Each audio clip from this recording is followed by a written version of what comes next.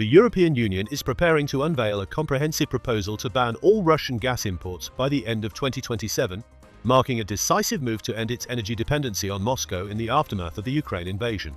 The proposal, expected to be announced in June, represents one of the most significant efforts yet by the 27-nation bloc to sever ties with its former top energy supplier, Kaliber's reports via foreign media. Despite initial reductions in Russian gas imports following the onset of the war, the EU has struggled to completely eliminate them, particularly in the face of rising shipments of Russian liquefied natural gas.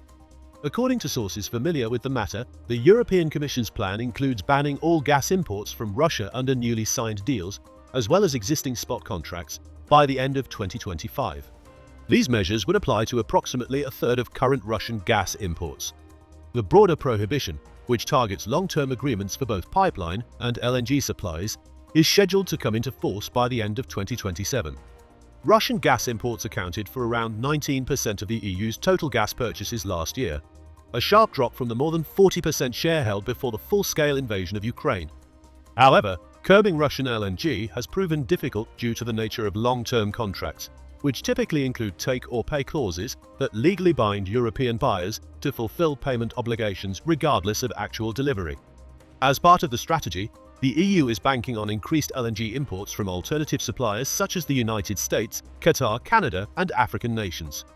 Negotiations with the US are reportedly ongoing and are expected to be part of broader trade discussions with the Trump administration. The European Commission is expected to present the draft proposal during a session in Strasbourg on May 6. While the plan may still undergo revisions before its formal presentation, sources say it is unlikely to face major structural changes. Analysts close to the matter believe that the long-term impact on energy prices and security will be limited, citing a substantial influx of global LNG capacity in the coming years. This expanded supply is expected to mitigate the economic effects of cutting Russian gas out of the European market.